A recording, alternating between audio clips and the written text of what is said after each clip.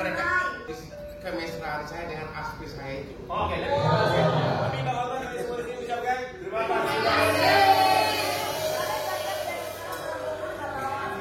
Oh iya, aspri Ya, aspri laki-laki dua tuh.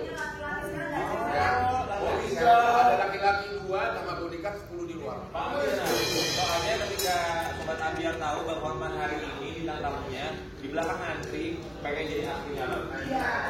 Oke, ya siapa yang cocok ya? Tapi sebelumnya kita kasih lihat dua Sobat Ambiar kemarin di persidangan Hotman Paris benar-benar viral di media sosial bersama dengan lawannya Bang Nasution.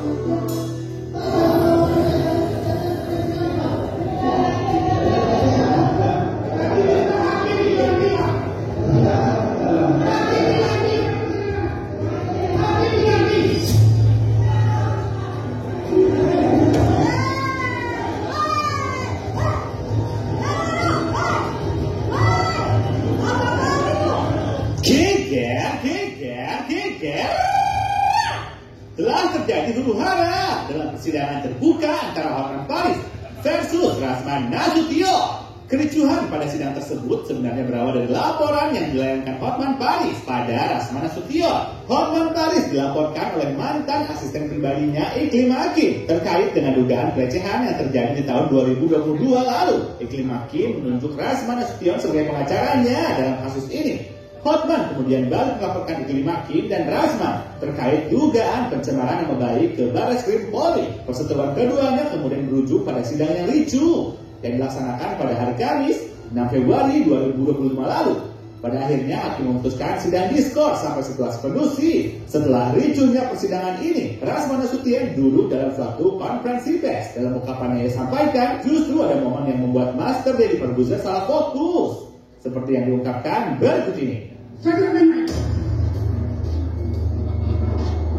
kau bicara di media punya data, punya fakta, punya rekaman tentang perilaku saya.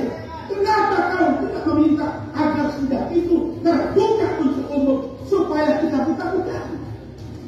Karena secara logika hukum orang yang sehat, yang senantiasa dan takut berhadapan dengan korban ketika diperiksa adalah Ya ampun, emang ada-ada aja deh. Kira-kira gimana sih klarifikasi langsung dari Hotman Paris soal kejadian ini? Selengkapnya hanya di Pagi-Pagi Ambiar. Pagi Bang Rasman, sabar, semangat selalu nanti insya Allah kita Sabar lawan penelusuran.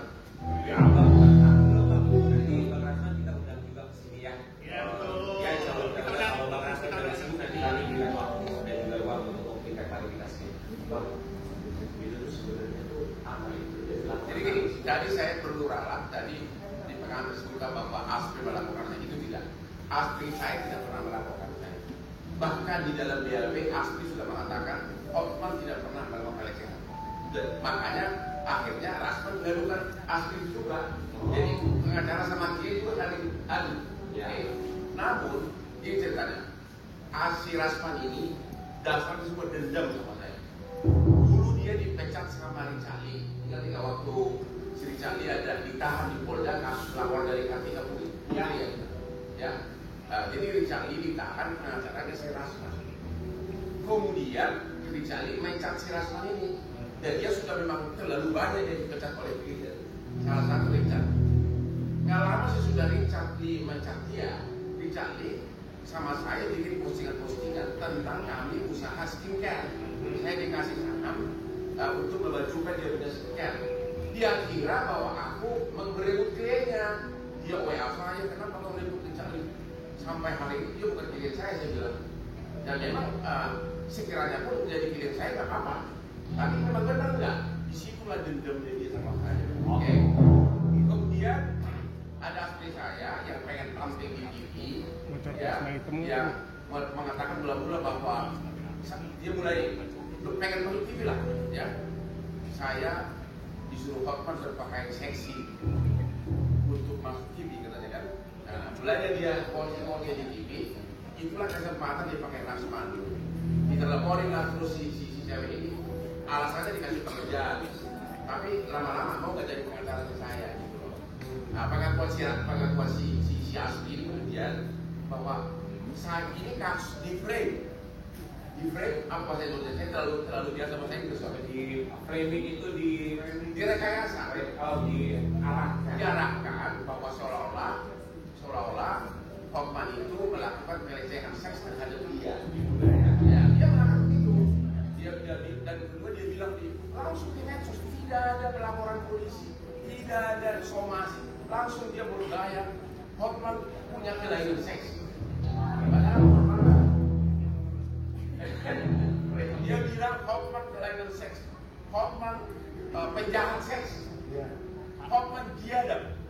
Itu langsung di medsos. Si Rasman itu kalau cuma saya kirim saya nggak apa-apa, tapi karena dia sudah begitu akhirnya saya laporin ke polisi. Cepat berdua dan saya laporin. Padahal si Asri itu sampai dengan dia si Rasman tidak dia masih mengundang saya untuk ulang tahunnya di Lembang. Karena Asri ini sesudah ngetop sama saya. Kan dulu kan Asri ini tinggal di Mangga Besar, dekat daerah Merah itu, daerah hiburan malam. Benar-benar biasa banget. Sesudah dari Asri saya naik daun lah. Bayangkan sampai bisa masuk ulang tahun di Lembang, termahal di Indonesia. Apa diundang saya diundang. Yang artinya dengan baiknya buat silaturahmi. Artinya selama sebulan dulu, memang kami bahkan juga ikut tampil di The Hoffman di Trans TV. Oke. Jadi memang tidak ada pelecehan. Ya, di frame lah sama si Rasman ini dan kemudian diambillah chatting-chattingan. Itu yang mau dipakai. Baik. Intinya chatting-chattingan handphone. Kalau suka sama suka, itu bukan pelecehan. Chattingan saya sama dia jauh lebih besarnya. Sampai di situ dan yang pasti abang sudah melaporkan. Ya, Bang Rasman dengan dugaan pencemaran nama baik. Kemarin sudah ada. Sudah dibaca jadi tersangka, hanya terdakwa sekarang. Sudah ada dan di pengadilan di Jakarta. Yang menjadi perhatian netizen adalah ketika Bang Rasman menghampiri kita mau tadi sampai